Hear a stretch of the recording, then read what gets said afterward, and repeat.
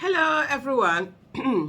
So, if you remember, I always say something about, Tinubu's illegitimate administration, that whatever everything that they're doing is always what will Peter Obi do, what will Peter Obi do, what will Peter Obi do. Then they do it, and then they don't do it very well. And then, it's all over the place. Like even starting from, Tinubu during the so-called inauguration, he coming to say that, oh, subsidy is removed. He says, oh, what will Peter Obi do? What will Peter Obi do? He said he was going to remove subsidy. Yeah, subsidy, let's remove it. Then that's it. And then, there have been a lot of different things. There was one, I even did a video at that time on that, on the issue of where he said that, oh, when they're traveling, they are going to reduce people that was going to be traveling with them and stuff like that. I was like, exactly what will Peter Obi do? What will Peter Obi do? It ended up that it was even the Tinubu himself that first of all, broke that whole rule that he had set.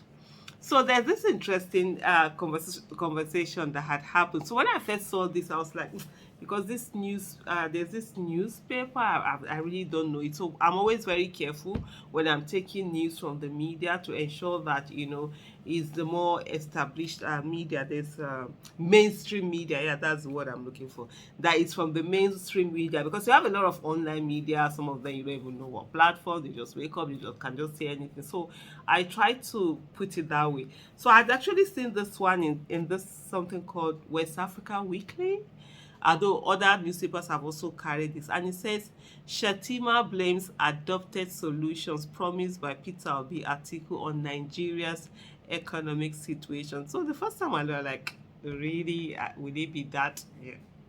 To even begin to insinuate that, yeah, we know that's part of the things that it's happening, but for him to say that. But the thing also, before I even read this, the thing also that they fail to understand that it's not just to adopt and say, okay, this is what they say they're going to do. We did it.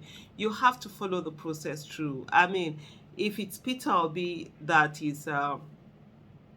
was sworn in as a person who actually won the election, what definitely you will see things like the cost of governance will be reduced.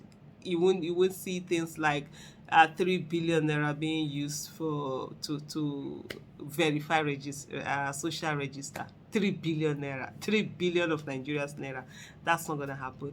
You're not gonna see, this presidential jet that is being used, that is costing Nigeria so much being used. You're not going to see silence on oil theft. You're not going to see an investigative report on someone, the IB Bende, that has been done with so much evidence of the smuggling that is going on, and the fact that this person is alleged to be part of gun running, drug smuggling, terrorist vehicle, motorcycle running sort of, and then he wouldn't do anything about it.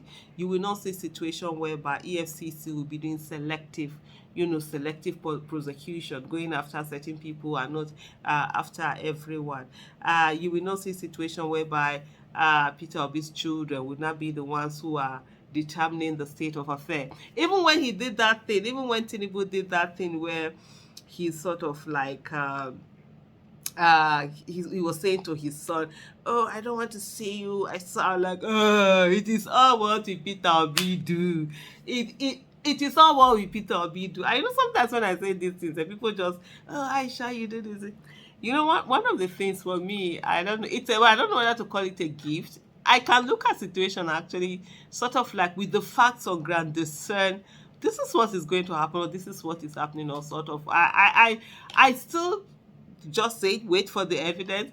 I remember, my housekeeper, she always said to me, oh, auntie, don't say certain things because your mouth, when you say something, it happens. I'm like, it's just like, you have the gift. There was a way I said there's not, it's just saying the facts of ground. When you say the facts of ground, and you'll be able to put the facts together and say, you're either going to get this result or this result, or this is what, it's coming out to be. But anyway, let me come back to this particular report, and it said Nigeria's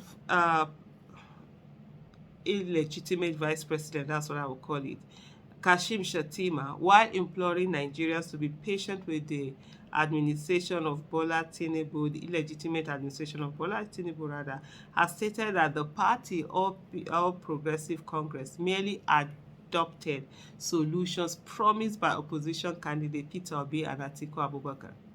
Shettima disclosed while appealing to Nigerians on Thursday at the second Chronicle Roundtable event organized by 21st Century Media Services at Ladi Kwali Hall, Abuja Continental Hotel, Abuja.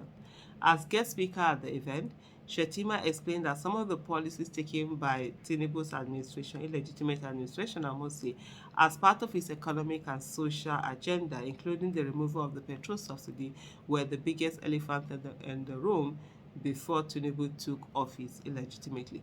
Those who attempted to eat their words were instantly proven wrong by data, history, and their antecedent. I know Mr. Shettima, there's always something about it. He always likes to give this persona of he's cool, he has a way with words, he has gap, and he doesn't. If you ain't there, I ain't there. Uh, Meanwhile, a press statement released by senior special assistant to whatever Sterling Wokocha, I can't even understand. He said, while stressing the steps taken to steer the shape of state through the economic turbulence and storm administration meant on the ground on the assumption of office, stated that the need to review the renewed hope agenda document is the way to go. Hey! If he ain't dead, I ain't dead. The person who wrote this is Mayowa Dorosimi. That's the person who actually wrote that. Then, of course, you know, People's Gazette also carried something. It says subsidy, forest crisis, Tinubu adopted solutions promised by Obi Atiku during campaign, from the headline from this thing. So you're just looking at them and thinking, are these people kidding themselves, or what it is that what is it really? Are they kidding themselves, or are they kidding Nigeria? But anyway, I like I always say, I really don't blame them. So they feel they can do anyhow, whatever, however, and that that's just what they feel they will do. But anyway, for me, it's not surprising. I've known this thing. I've said this thing a lot of times. If you check my old videos, you'll see where I've really spoken about that. I said they're always doing what will Peter Obi do? What will Peter Obi do? So it's almost as if they're sitting there thinking, okay, things are okay, everything is going there. Please, what will Peter Obi do? Yeah, okay, what will he? Okay, he will do this. Okay, let's quickly do it. And then they put it on, and they don't see the what follows. They don't see the character. They don't see the integrity. They don't see the patriotism that Peter Obi comes with. They don't see the force of saying, let me lead by example by doing the right thing. Let me not do direct. They don't see all of that. So they just see this, oh, Peter B said he was going to do this. So let's also do it. And then let's see what happens. Well, as it is right now, really, I always look at Nigeria and I feel sorry for Nigeria. I don't feel sorry for Nigerians, so but I feel sorry for Nigeria, that Nigeria is this kind of people that Nigeria has.